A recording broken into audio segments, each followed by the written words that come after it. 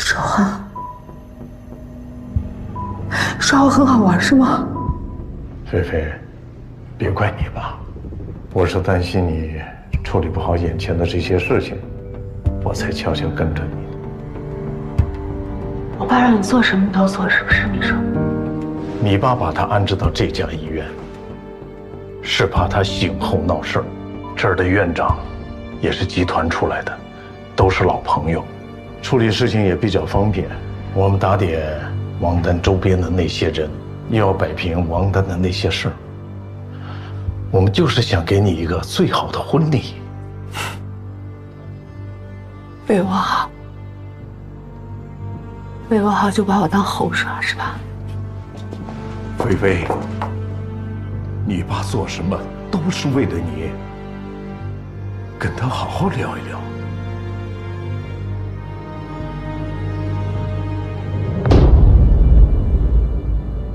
王丹的笔记，你认得吧？小1个月前，你跟王丹说不再见面了，他来找我和菲菲了一次。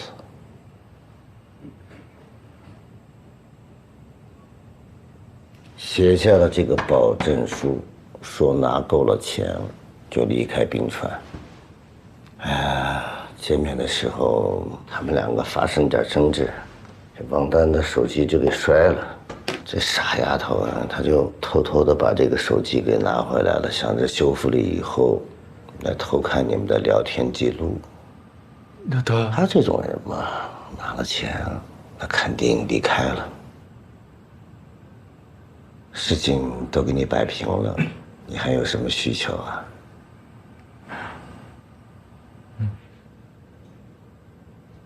好，外人的事情说完了，咱们来说家事。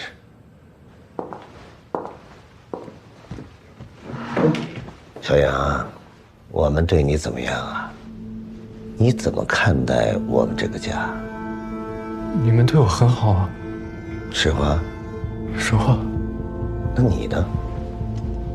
你是不是还对我们有所保留啊？就像刘冰他们说的，这么多年来，你就像块招牌，我就像曹孟德。我再怎么注意，你再怎么懂事儿，难免还是会有风言风语，难免还是会有隔阂。不然一个女人也搅不起那么大的浪。您别说了，这事儿是我输什么输？叫爸。我这个人做事情，历来是看本质的，其他的都不重要。明白。股份我找曹律师尽快转回来。还是没有抓住本质。你们还真以为是为了赵强那点股份逼着你们结婚呢？反了，我还要感谢这次股份事件呢，你们终于可以结婚了，这也是我一直期盼的。股份呢，你留着，将来在家里，在集团说话都硬气些。哎呀，小杨，你是个好孩子，你们两个从小一起长大，青梅竹马呀，是有深厚感情的。那钱的事情可以处理，政商关系可以处理，男人那点事儿也可以处理。我们家做事的原则就是道义、感情。小杨，你爱菲菲吗？爱。菲菲，你爱小杨吗？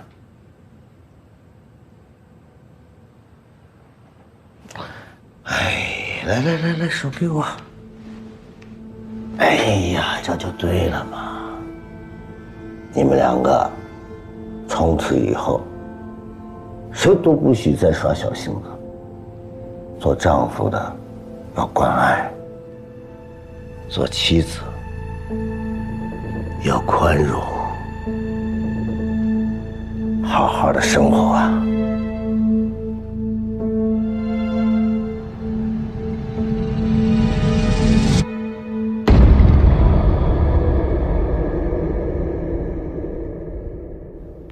知道不知道人从楼梯上摔下去有多危险呀？幸好是受伤了，那要是嗝屁了，那是多大的事儿！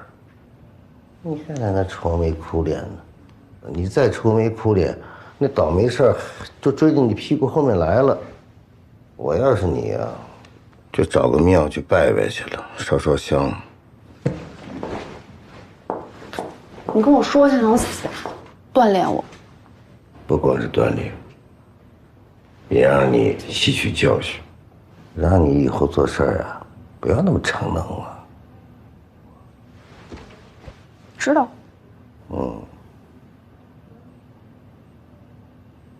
老吴。你知道我为什么那么逞能吗？为什么呀？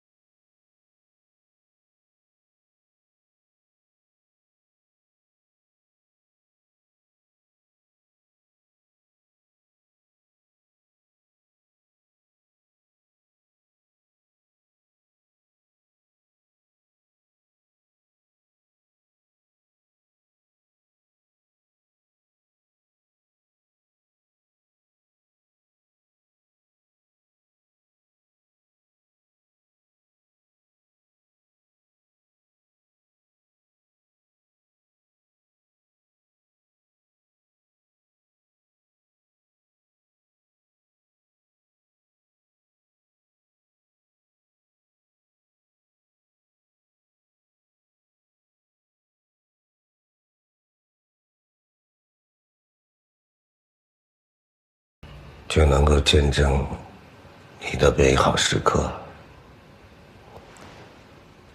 你现在肩上的担子越来越重了。我们那代人能闯出来，要有胆子和手腕。所谓攻城容易，守城难。不过我看好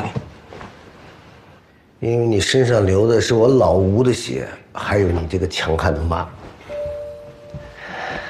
哎呀，我答应过你妈妈，要把我们的公主风风光光、快快乐乐的嫁出去。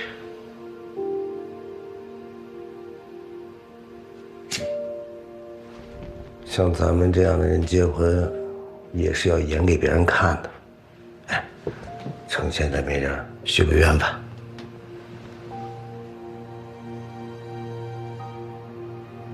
和每年生日一样，结婚这次，我许了一个一样的愿望：老吴慢点变老，我快点长大。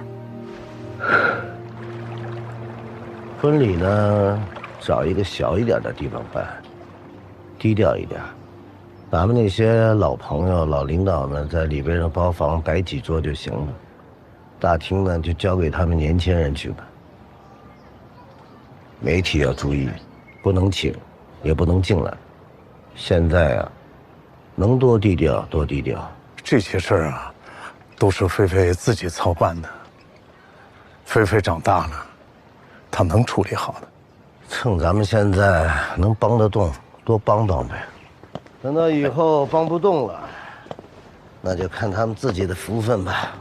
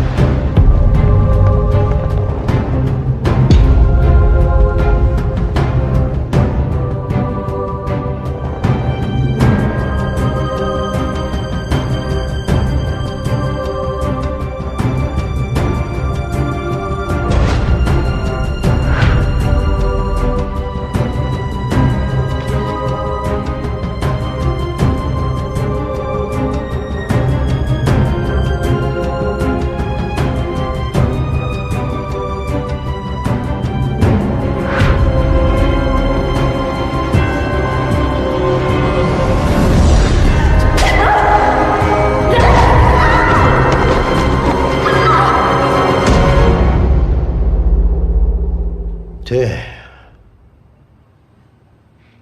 蓬莱广场是我们蓬莱集团的项目。吴小姐，认识她吗？10月9日，这个女人开着车撞毁了蓬莱广场的石狮像，当场死亡。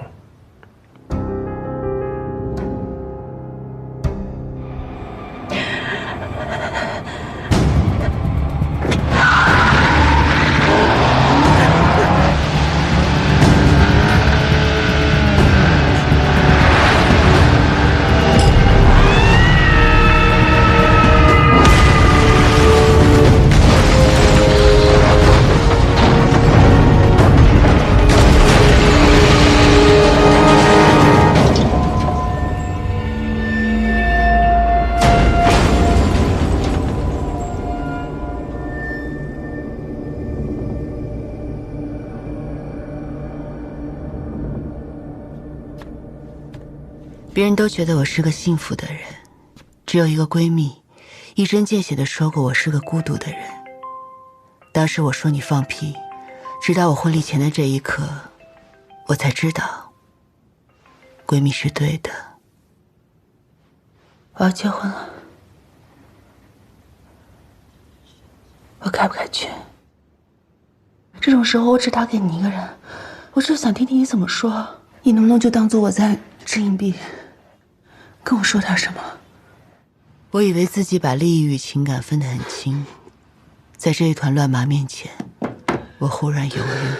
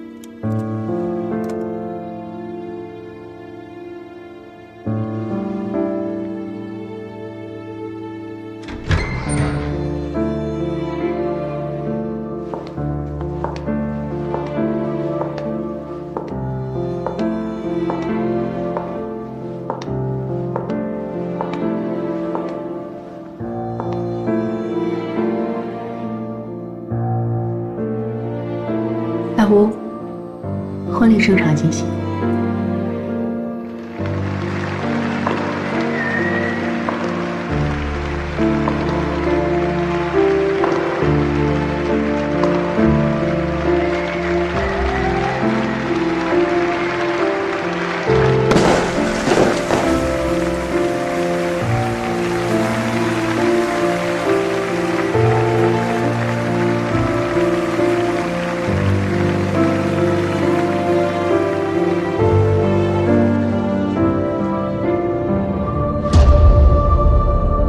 聊聊吧，别等警察都查清楚了，咱们一家人还蒙在鼓里呢。王丹不是走了吗？为什么要瞒我呀？行，坐。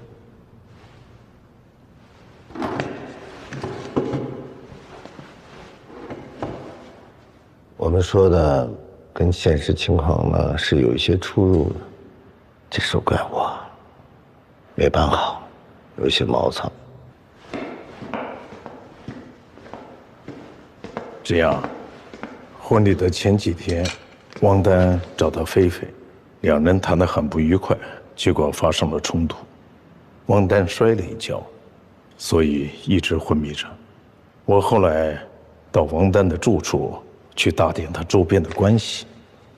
这是我在他床底下看到的，这是你和王丹的艳照，最重要的还有一本法律书。他就是想报复，也是我大意，没想到他醒了，结果出了那么多事情。林叔啊，把那些都烧了吧。好的，吴总。不对呀，就算是报复，他也应该来这儿啊。他去广场干什么呀？有一个事儿呢，一直没跟你们俩讲，是怕影响你们俩的心情。牙筒那一推掉了王丹的一个孩子。医生为了保命，把他的子宫拆了。什么？你好好算算时间，应该不是你的。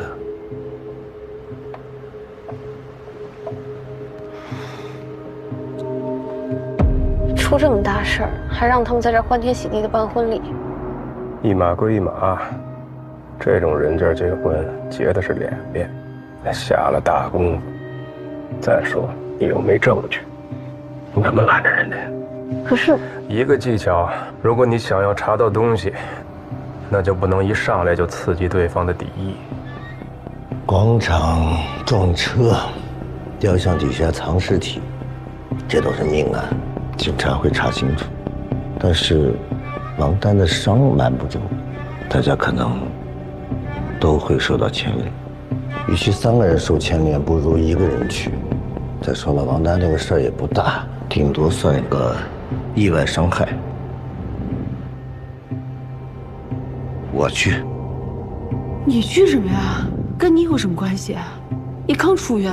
今天是你结婚大喜的日子呀，小杨，照顾好菲菲，照顾好家。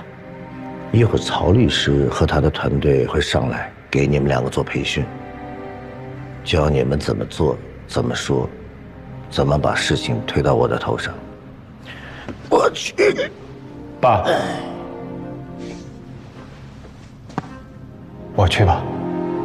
你不能去，警察的办案流程我了解，咱们3个都要去配合调查的。我知道，但这个事儿是因我而起的，我应该去。而且现在王丹不是重点了，这明显是冲我们集团来的。雕像里有尸体，这也可能是冲我父亲徐鹏来的。反正不管冲谁吧，都应该我去。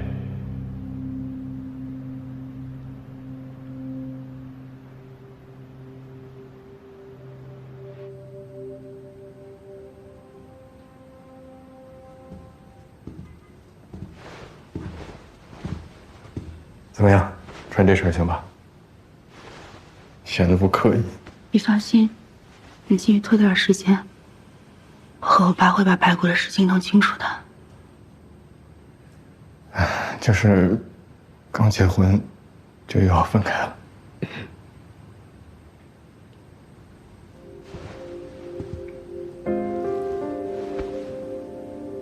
别感情用事。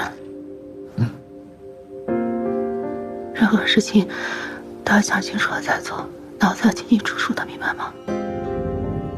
好，走了。大哥，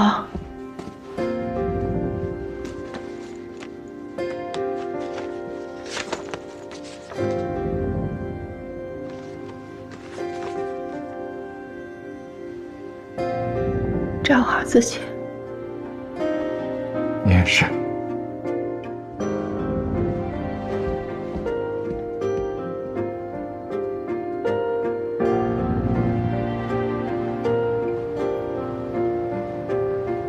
他不会回头的，只是做过培训，这一点很重要。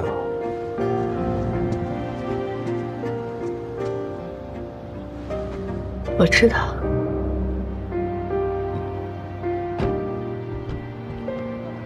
小杨这孩子挺爷们儿的，比他爸强。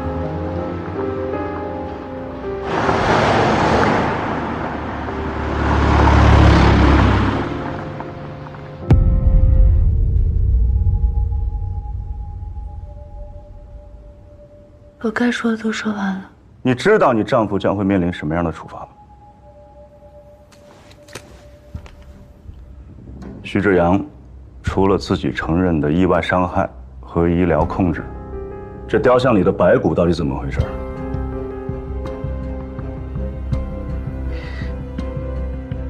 徐志阳会怎么样？我丈夫会怎么样？你说话呀！先别激动。好了，停一下吧，你出去休息。菲菲啊，其实很简单，你就记住2点就行了。第一，你所有的行为是出自于对你丈夫的担忧；第二，你不想说了或者说不下去的时候，你就哭。情绪是女人最好的武器。其余一切有我们呢。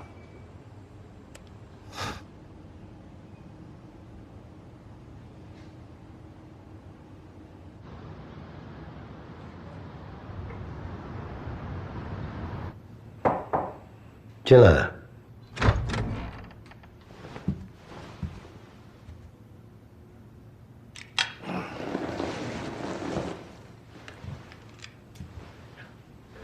都办妥了。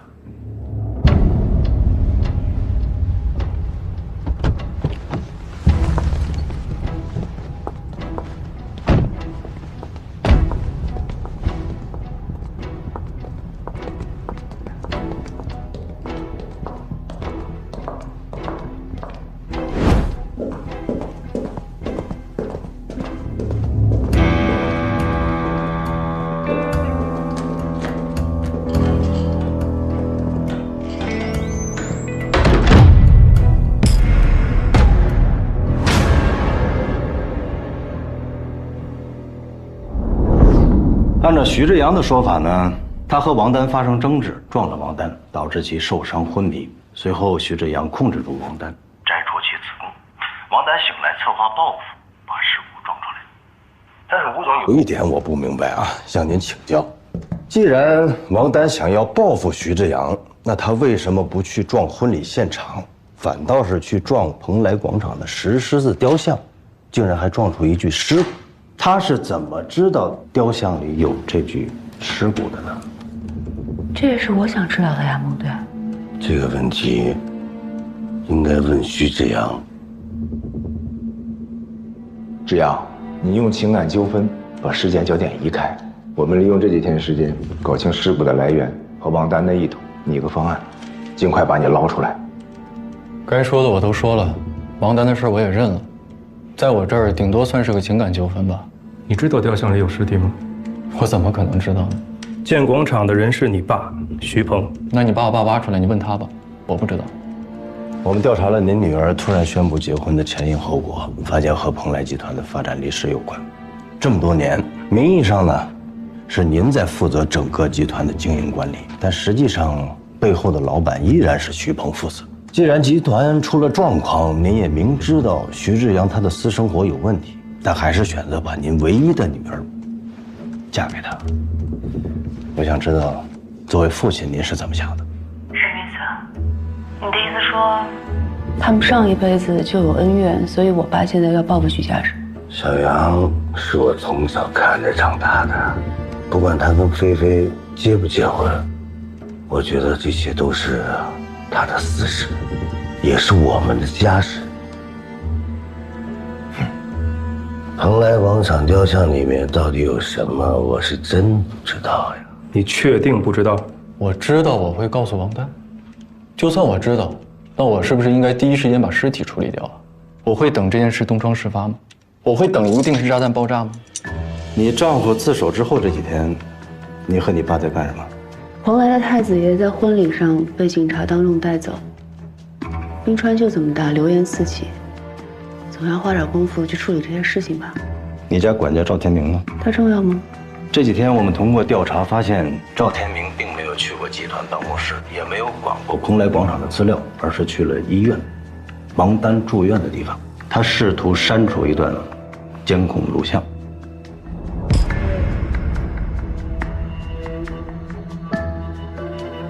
我呢就是一个本本分分的商人，给员工打工，给企业打工，给社会打工。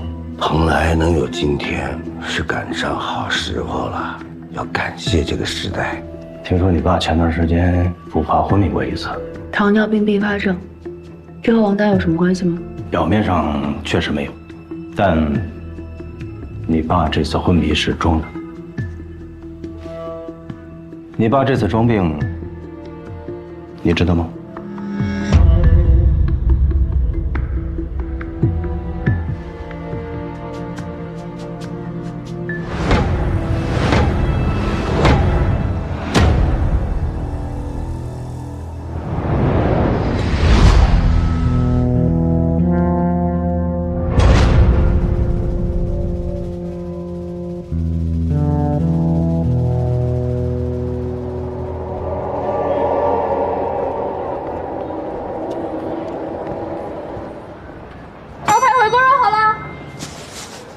大姐，跟你商量个事儿呗。老板家的姑娘特别爱吃这个，但她今天有点急事儿，我怕来不及，所以想给你换一换。这是我多买的卤肥肠。行。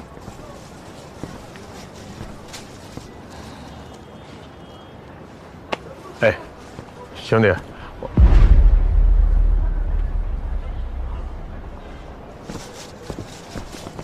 我要是你，老板的事儿没办妥，就不急着回去。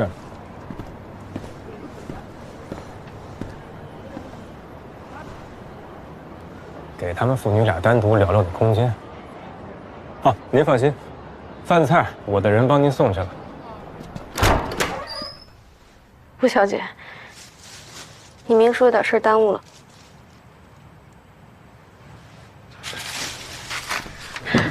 我们就在附近，你想聊聊随时。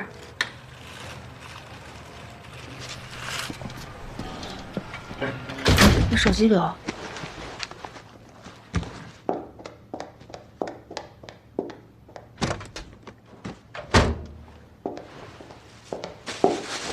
等会儿，雕像里的尸体你知道是吧？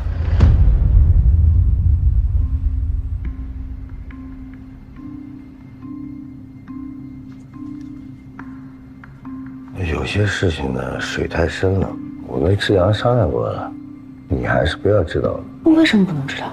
这种杂事儿，我们来办就行了。局面已经到了这个地步了，我必须要知道事情的真相。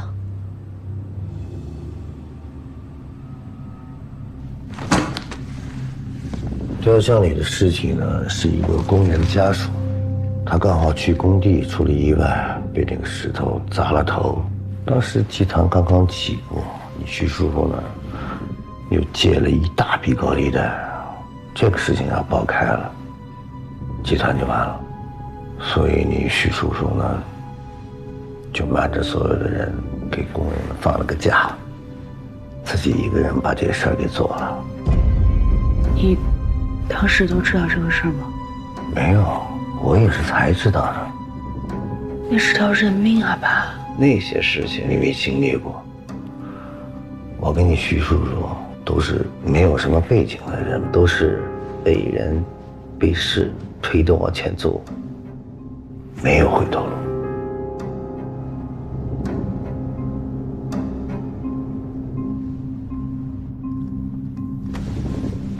提问。回答。吴国豪到现在都没动作，说明什么？他这人我还真有点看不懂。说明有一种可能性，王丹撞车跟吴国豪有关系，他在瞒着吴菲菲。那王丹醒来的事儿，你为什么不告诉我？他是在你们婚礼的前2天醒过来的，他跟我开条件，开的是非常的离谱。我要是告诉你们了，你们还有什么心情结婚呢？说点正事儿。警察还跟你说什么呢？你为什么装病？警察说的话你也相信啊？他们是诈你的，当务之急。关键的是，知道尸体的位置，又让王丹去撞的人，他是谁？什么目的？他在哪儿？我们到现在完全是蒙在鼓里的。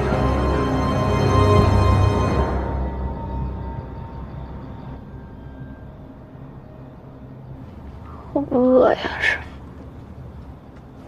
饿着点好，饿着点精神。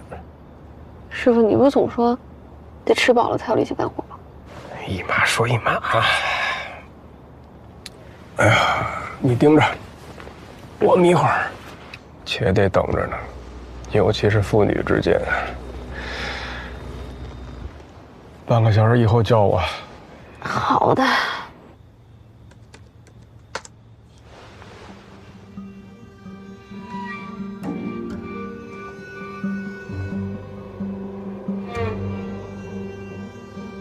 听警察的意思就是，你教唆的王丹，然后让徐志阳去顶罪，这样徐家就被一锅端了。真要是按照他们说的那样，我还用得着等20年？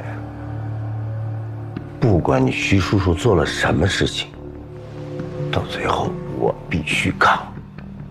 我们家做事的原则就是道义、感情。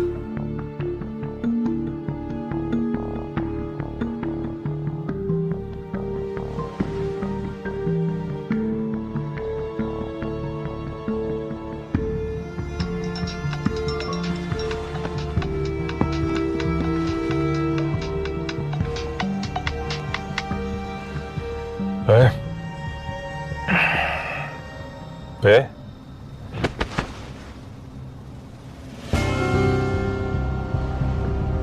想问我，心愿已决。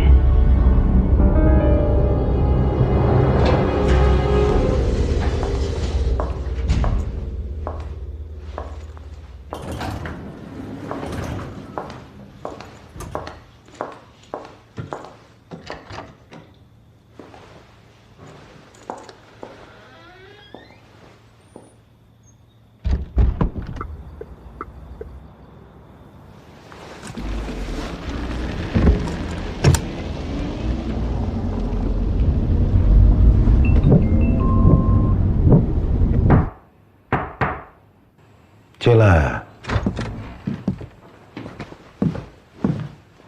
老板，菲菲出去了，要跟吗？哎，算了，由他去吧。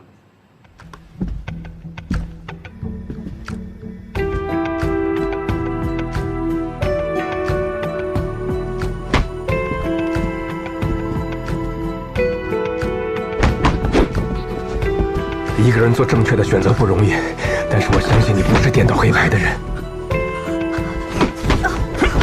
现在是法治时代，一切隐瞒只会作茧自缚。把疮疤揭开，你才能真正的保护吴先生，保住蓬莱集团。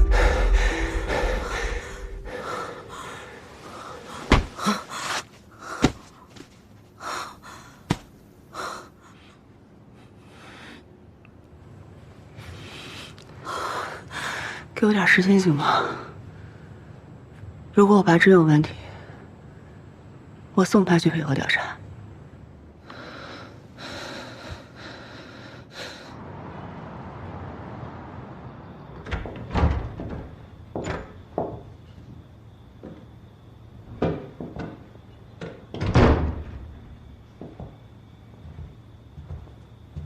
爸，我去找警察了。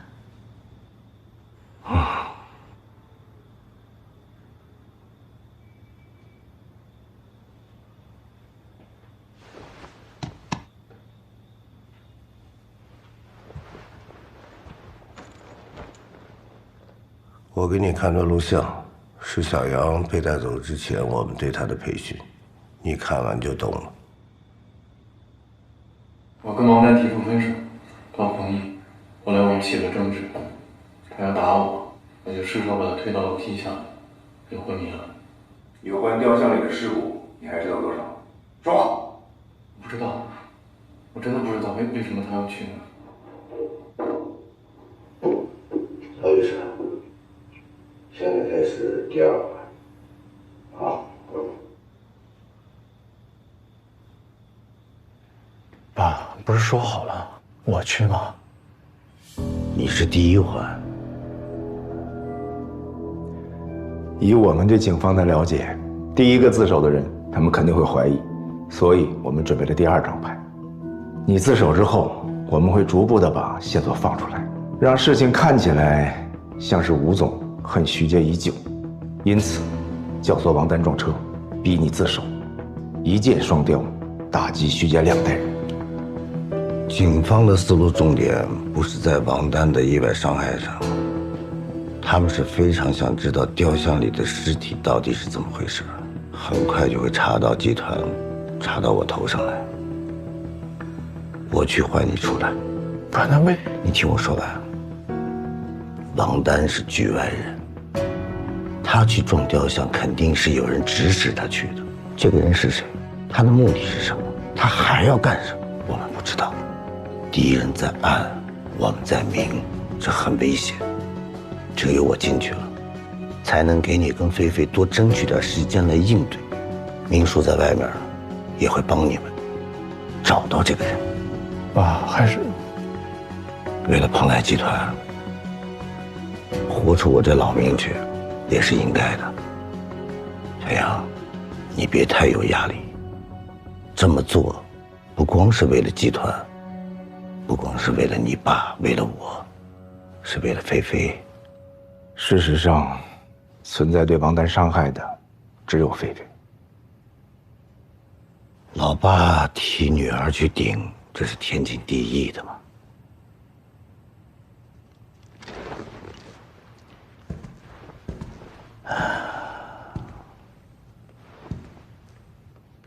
小杨，你爸走了，我也老了，是该把集团交给你们年轻人了。你现在是顶梁柱，以前我有什么做的不周全的，你别怪爸。哎呀，好了，男子汉嘛，抓紧时间，继续吧。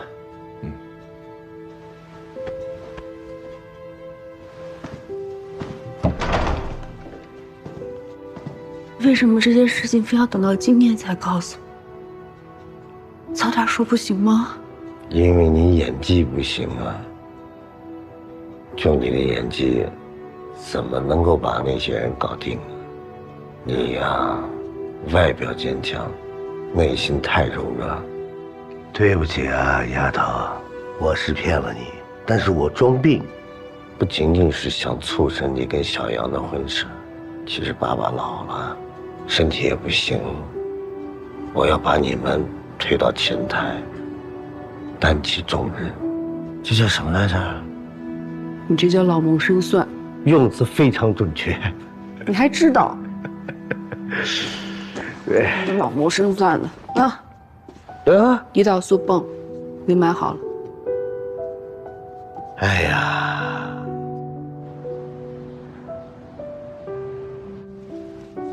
我闺蜜曾对我说，羡慕我有个90分的家庭。当时我说你不懂，有多少分的家庭就要承担多少分保护家庭的责任。可是我还是搞错了这份责任。爸，你说在那个年代，没有回头路的人是什么样的？这么多年了，时间有点久远，我想不起来了。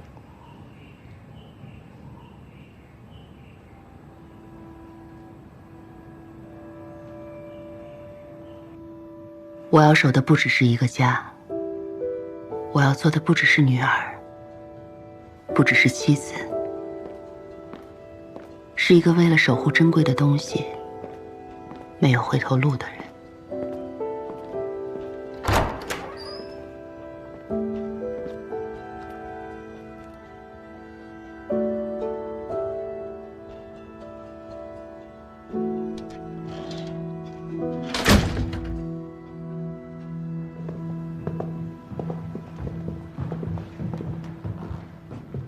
吴小姐，您和您的父亲可以回去了。我爸和你们说，说了，徐志阳也说了，认为您父亲针对徐鹏，所以怂恿了王丹。但是我们可以走了。你们3个人只有口供，没有证据。徐志阳暂时以情感纠纷处理，他近期不能离开看守所。尸骨那边如果有新的情况，还是需要您父亲过来配合调查。吴小姐，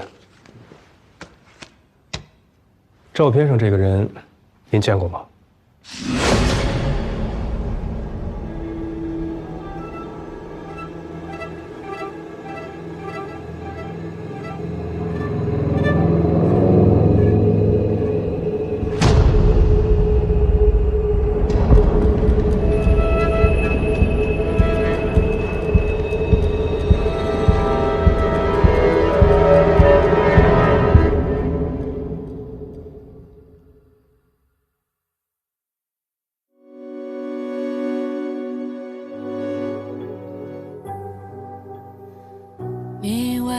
了一个答案，孤身守在门外，